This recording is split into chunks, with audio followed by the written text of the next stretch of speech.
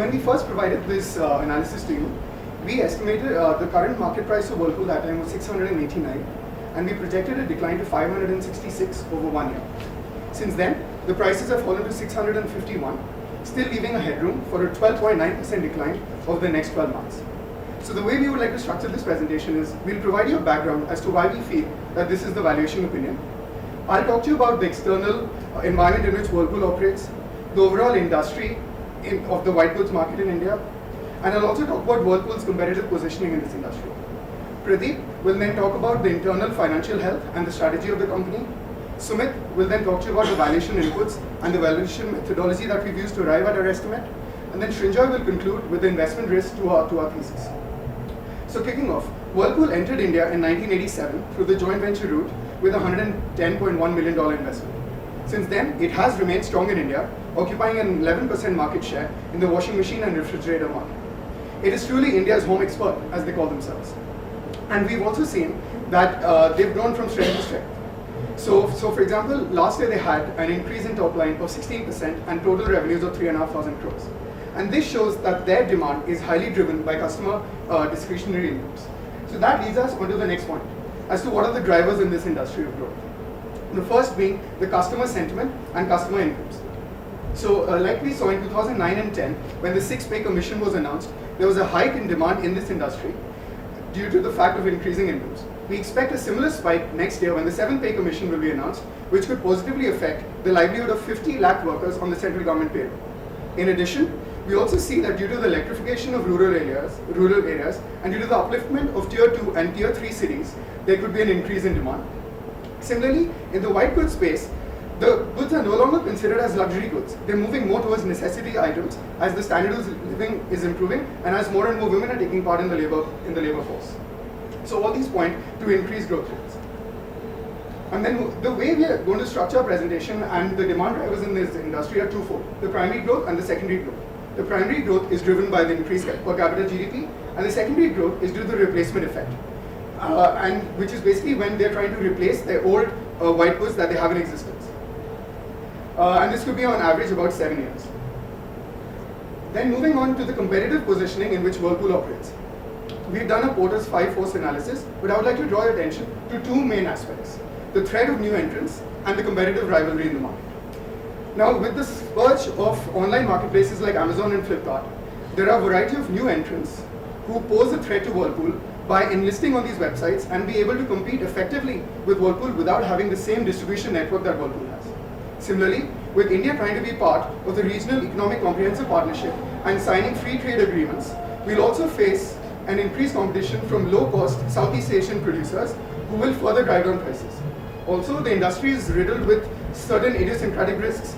So for example, we have an inverted duty structure where it could be cheaper to import complete finished goods rather than raw materials. Also, there is high excise duties in this market. Similarly, there's an underdeveloped local supplier base in India which makes them very dependent on inputs from abroad. We also see that there are frequent changes to the regulations and environmental regulations in this industry, which makes it harder for firms like Whirlpool to operate and can depress margins in the future. I now hand over to Pradeep, who will talk to you about the internal strategy and the financial health of Whirlpool. So Whirlpool India is largely a primarily promoter-driven company with 75% of its shareholding lying with the promoters. It has a cash reserves of 5.3 billion rupees, and the major important thing to note here is that it doesn't have any debt on its books. According to the management call that we had, we came to the conclusion that the management is not looking for inorganic growth, and hence it is not going to use this money for acquisitions of different companies, but is majorly targeting capital expenditures with this cash reserves. Moving forward, we did the SWOT analysis of Whirlpool. The major strength of Whirlpool in our eyes is its strong brand positioning and a good distribution network, which increases its sales and marketing potential. The weakness of Whirlpool lies primarily in the fact that it doesn't have a low income customer satisfying product, which generally is dominated by companies like Videocon and Godrej. That also implies that it has an opportunity in this field in the future. The threat to this company, as Manu mentioned, are also the industry threats faced by all the companies, As well as there is a specific threat that Whirlpool faces is that a lot of its inputs, 50% of its inputs to be specific, are imports, and then the exchange rate fluctuations are susceptible. Like Whirlpool is susceptible to exchange rate fluctuations as well. Moving forward to the financial analysis, we see that the growth in net income and EPS has been 70% this year. This is a one-off spike because of low base effect. Also, the input cost going down because of commodity prices in the world falling, as we see, and also a very good festive season observed in India.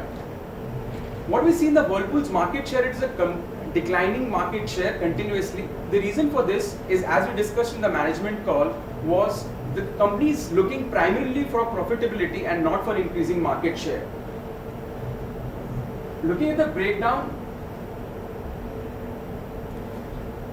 of profitability and operating expenses, what we see is that operating margin stands at 8.3% and the capacity utilization of the company is around 50 to 60%.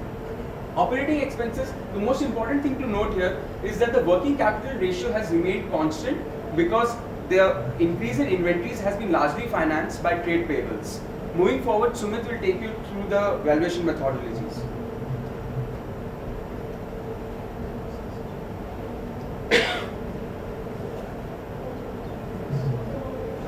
Okay, coming to the valuation. So what we have done here is an intrinsic valuation of the company. So for that we have used a three-stage DCF model. So why we have assumed a three-stage? Actually, we wanted to use a very long horizon, so the sensitivity of the assumptions are lower on the DCF output.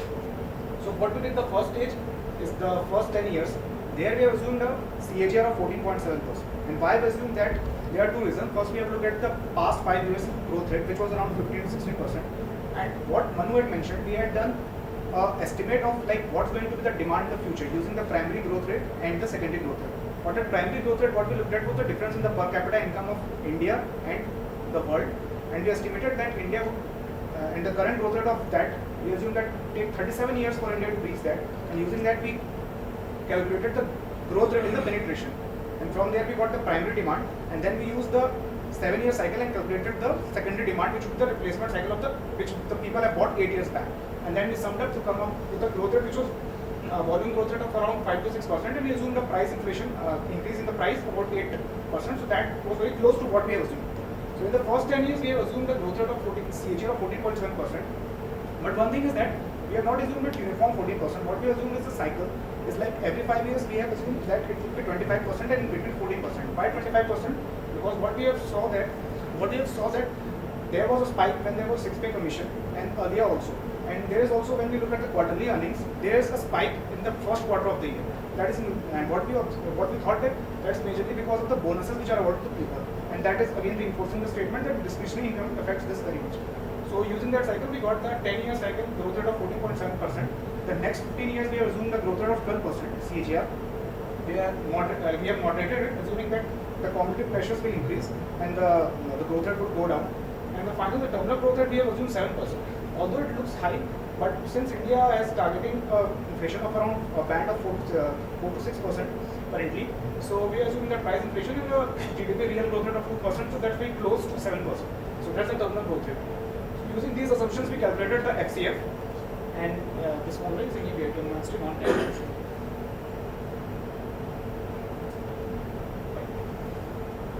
The capex for the first 5 years, what we assumed, what was given to us by the management, those estimates, we have assumed that they are going to repeat similar cycles. So that's the assumption for the capex.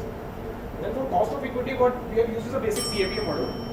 Basic CAPM model where the inputs are the risk rate as the 10-year treasury yield, the cost of and the market risk premium 7.4%, 10-year historical, and the beta, we have used the adjusted beta, which is the weighted average of the company beta and the market beta. So using that, we got a back of 40.64% and discounting that at that rate. We get a price of 566, and we also did a sensitivity analysis to first that the terminal growth rate and with the cost of equity, and we found that it's not much dependent on terminal growth rate, but there is sensitivity cost. We should now take a look at the investment risks that are entailed in the current ecosystem. Firstly, although we have seen that in the past, Whirlpool has gained a lot due to low cost of raw materials that it has either imported or sourced domestically. Essentially, we feel that this trend will end and the prices will go up eventually. Secondly, we feel that a possible delisting might happen because, as mentioned earlier, Whirlpool is sitting on a pile of cash and it has zero debt on its books. So as a team, we feel downward pressure on prices, and hence we recommend the sell rate. So here the well.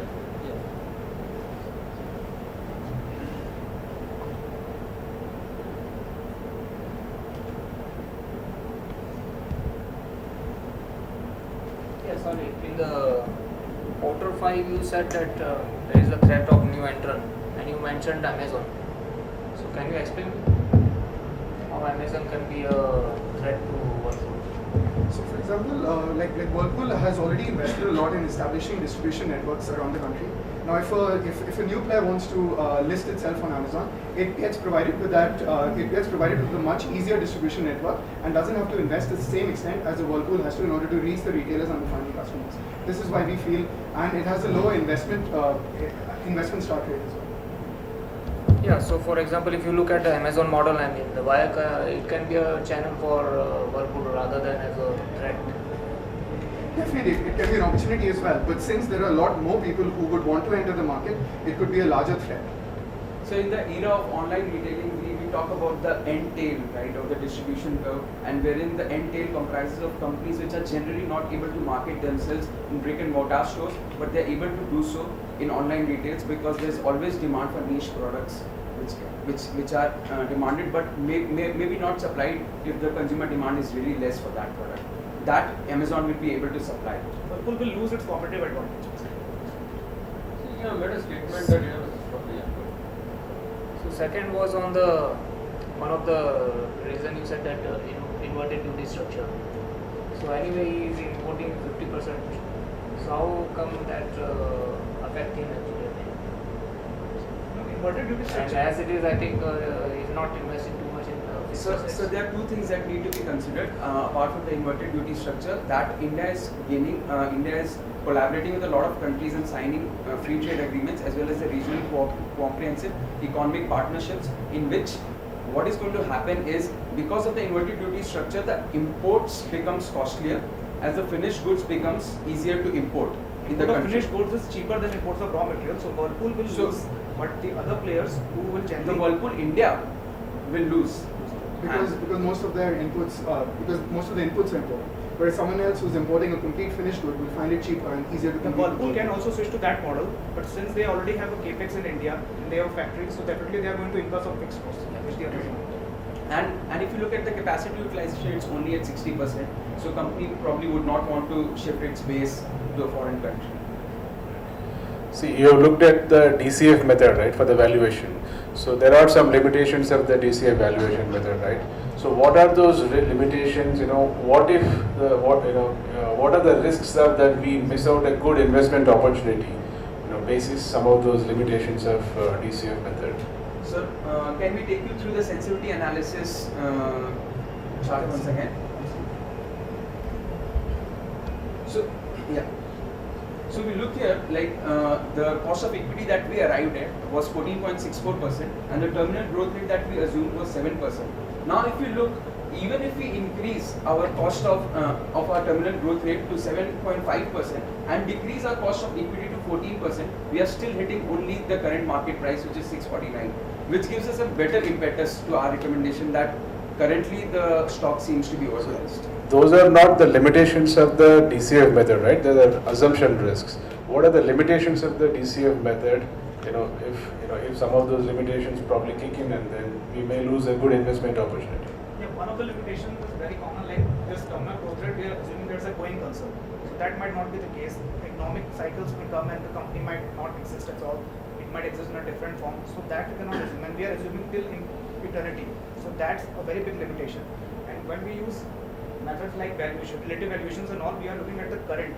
So there they have an advantage where DCF uses, and of course there is the sensitivity of the assumptions. And sir, as you would appreciate, one of the main risks to a DCF valuation is the fact, like the perpetual growth and the terminal value that we do. And so as Sumit mentioned, that we try to broaden that as much to mitigate that risk, so that we're not that susceptible to the terminal growth rate, and we essentially have three phases. So in order to validate our approach, we have used sensitivity analysis, and the heat map essentially shows that we are not that. Let's say you guys have used the risk premium about 7.5%. Yeah. Suppose let's say if somebody is comfortable with a lesser one, how will the value change? So like the risk premium, of course, if it changes, then it would decrease the cost of equity. So that's why, as a result of that, I mean, we try to show that even if you, with the sensitivity analysis, even if you were to change the cost of equity, the price would not hit the current price. So even if we were to err, we would still be erring on the conservative side and would still not be able to prove the current market valuation, and that would only provide impetus to the downside. Is there a relationship between EPS growth rate and price earning ratio that the company gets in the Yeah. market? What is the relationship broadly? So the price earnings ratio, we are majorly looking at the market price upon the earnings. Yeah. So what we see this year is that the earnings of Whirlpool have increased by 70%. That's why the P by E ratio of the company, when we submitted the report, stood at 41 and presently at 37 because the price has come down. Compared to the industry, it is 48. Like the industry P by E levels as present are 48, which would probably imply that Whirlpool is underpriced.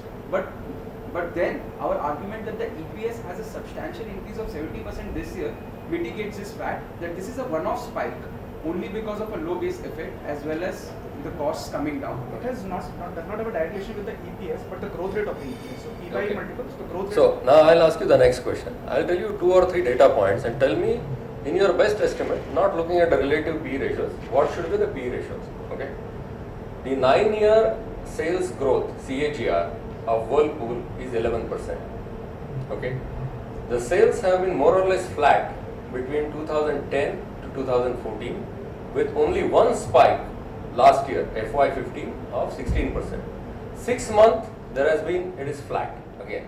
Okay. This is the nature of sales. In terms of EPS, over the last 8-year business cycle, okay, only in about 20% of the time the EPS growth happened more than 35%. Okay. 65% of the time during the last 8-year period, the EPS growth was less than 20%. Okay. And the remaining period was the EPS growth was between 20 to 35. Now, based on these data points, what do you think could be the P ratio that is justifiable? So I think first, when we're looking at the P ratio, what we should look at the growth rate. So P ratio, if we just look at the very basic EPS dividend discount model, so P rate will be given by 1 plus G upon. No, K purely minus based on the data points that I gave you, is there a way, logical way that you can construct an argument, okay, based on the EPS growth that I told you, about 20% of the time the EPS growth has been more than 35%, okay, 2/3 of the time it has been less than 20%, okay, and the remaining time it has hovered between 20 to 35%. This has been the trend for the last 8 years. The sales growth CAGR 9 years is 11%. 4 years the growth was flat. Only 1 year the growth increased by 16%. Last 6 months again it is flat. This is the last 8 years of business cycle. Now based on this, can you arrive at some logical argument to come up with a P ratio? I mean, like one thing that we noticed to the fact that you mentioned that EPS has been going up about 20%. Like 20% of the time it's high. Is because so every 5 years, when for example you would have the pay commission, and if there's a hike, then we would expect. By the way, in the 6th pay commission, Whirlpool made a loss. Okay. Now, So made a loss on the profits, or we are saying that the sales No, actually. 2008 onwards it has made profit. Prior to 2008, for the 10 years, 7 years out of 10 it made a loss. So was it because Net of loss. rising capital expenditures? No, that's for you to tell me. Yeah, because they have done a lot of fixed capital investments and they were incurring a lot of depreciation. So what is the average capital expenditure for the past 3 years? Annual. Projected they have assumed is like. Not projected, I am talking about last 3 years. What is the average capex? So the P by B value, the price by book value stands at somewhere around 9. It's similar to what now? And 100 the crores. market No, cap. I have a specific question. The reason being, I want to know what is the asset turnover. I mean, where is the ROE coming from? Is it coming from net margin? Is it coming from asset turnover, or it is coming from equity multiplier? You know the DuPont components, right? So which particular component is the ROE coming from? Those are the operating margin. They were not exactly the. This very year there was a huge difference because there was a reduction in the. What is the net margin? Average net margin. 8.3%. No, Eight? no, The net operating margin. margin. Operating margin 8.3%. What is the net margin? Net margin is around 6%. It's about 5.5%. Okay, why we assume 7 to 9% for the future? No, that is for operating margin. That's for the operating margin. Okay. So, what? So where is the multiplier? I mean, what is the ROE?